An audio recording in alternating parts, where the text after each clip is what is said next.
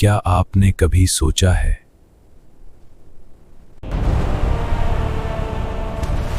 ایک ایسا بادشاہ جس کے سامنے پوری قوم کانپتی تھی، جس کے محلات سونے سے سجے تھے،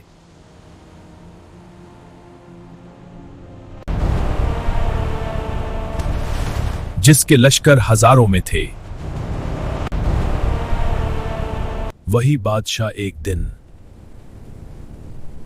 پانی میں ڈوب کر مر گیا۔ کوئی جنگ نہیں ہوئی، کوئی تلوار نہیں چلی، صرف ایک سمندر تھا اور اللہ کا حکم۔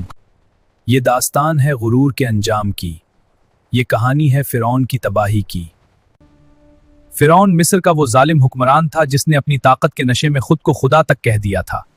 قرآن کریم میں سورہ نازعۃ میں اس کا غرور یوں بیان ہوا ہے، فقیل اے نیر بو عوامہ علیلے، یعنی اس نے کہا میں تمہارا سب سے بڑا رب ہوں۔ یہ وہ زمانہ تھا جب بنی اسرائیل مصر میں غلامی کی زندگی گزار رہے تھے۔ فرعون نے انہیں سخت مشقتوں میں ڈال رکھا تھا، ان کے مردوں سے جبری مشقت لی جاتی تھی اور ان کے نومولود بیٹوں کو قتل کر دیا جاتا تھا۔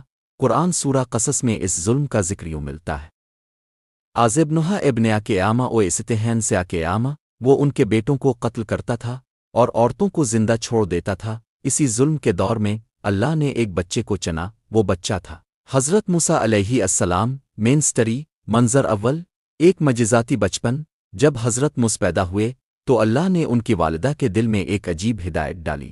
قرآن سورہ قصص میں بیان کرتا ہے، وَأَوْحَيْنَا نَلَے آمنو ماوسے اینا ارزنانن، ہم نے موسیٰ کی ماں کی طرف وحی کی کہ بچے کو دودھ پلاؤ اور جب خطرہ محسوس ہو تو اسے دریا میں ڈال دو۔ یہ انسانی عقل کے خلاف فیصلہ تھا، لیکن ماں نے اللہ پر بھروسہ کیا۔ اس نے ایک صندوق بنایا اور بچے کو دریائے نیل میں چھوڑ دیا، اور حیرت کی بات وہ صندوق سیدھا فرعون کے محل تک پہنچ گیا۔ قرآن سورہ قصص میں آتا ہے، فَالْتَقَطَهُ الاف نرآیونے، فرعون کے گھر والوں نے اسے اٹھا لیا، یوں جس بچے کو فرعون مارنا چاہتا تھا وہی بچہ اسی کے محل میں پروان چڑھا۔ منظر دوم، نبوت کا اعلان۔ سال گزر گئے، حضرت موسیٰ جوان ہوئے، پھر ایک واقعے کے بعد مدین چلے گئے۔ وہاں کئی سال گزارنے کے بعد اللہ نے انہیں نبوت عطا کی۔ یہ واقعہ کواں طور پر پیش آیا۔ قرآن سورہ طٰہٰ میں بیان ہوتا ہے کہ اللہ نے مجھ سے فرمایا، نو انیا اللہ لیا نلے نلوا انیا، میں ہی اللہ ہوں، میرے سوا کوئی معبود نہیں۔ پھر اللہ نے حکم دیا فرعون کے پاس جاؤ کیونکہ وہ حد سے بڑھ چکا ہے۔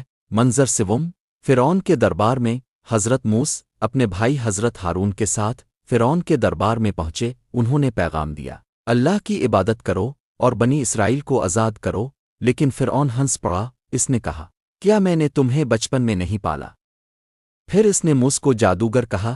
قرآن سورہ اعراف میں آتا ہے کہ فرعون نے جادوگروں کو جمع کیا، لیکن جب مقابلہ ہوا تو اللہ نے موسیٰ کے عصا کو معجزہ بنا دیا، وہ سانپ بن گیا اور جادوگروں کی رسیاں نگل گیا۔ یہ دیکھ کر جادوگر سجدے میں گر گئے۔ انہوں نے کہا، آمن ایواب نریبنو ماوسے او ایراونے، ہم موسیٰ اور ہارون کے رب پر ایمان لائے۔ منظر چہارم، عذابوں کی بارش۔ فرعون نے پھر بھی تکبر نہ چھوڑا، تب اللہ نے مصر پر مختلف عذاب بھیجے۔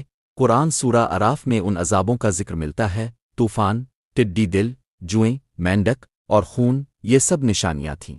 لیکن ہر بار فرعون وعدہ کرتا اور پھر مکر جاتا۔ آخرکار اللہ نے بنی اسرائیل کو مصر چھوڑنے کا حکم دیا۔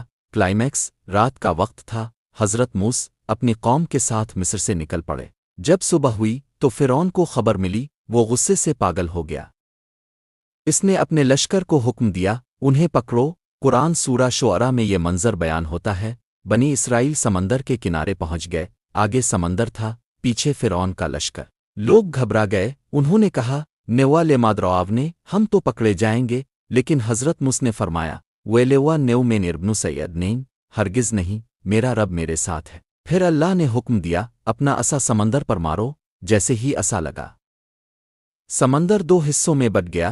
قرآن سورہ شعراء میں آتا ہے، فین فلق فوینے والاؤف نرق ویلتے ودن العزم، پانی کے ہر حصے پہاڑ کی طرح کھڑے ہو گئے۔ بنی اسرائیل خشک راستے سے گزر گئے، لیکن فرعون نے غرور میں پیچھا جاری رکھا۔ جب اس کا لشکر درمیان میں پہنچا تو اللہ نے سمندر کو حکم دیا، پانی واپس آ گیا اور فرعون اپنے پورے لشکر کے ساتھ ڈوب گیا۔ کنکلوژن اینڈ مورل لیسن، یہ کہانی صرف ایک تاریخی واقعہ نہیں یہ انسان کے غرور کی حقیقت ہے۔ فرعون کے پاس طاقت تھی، دولت تھی، لشکر تھا، لیکن ایمان نہیں تھا۔ قرآن سورہ یونس میں بیان کرتا ہے کہ ڈوبتے وقت فرعون نے ایمان لانے کی کوشش کی، لیکن اللہ نے فرمایا علینے اوقید اوے سیت قبلہ، اب ایمان لا رہے ہو جبکہ پہلے نافرمانی کرتے رہے۔ آج بھی دنیا میں کئی فرعون موجود ہیں، لیکن تاریخ ہمیں یاد دلاتی ہے طاقت ہمیشہ نہیں رہتی، ظلم ہمیشہ نہیں رہتا۔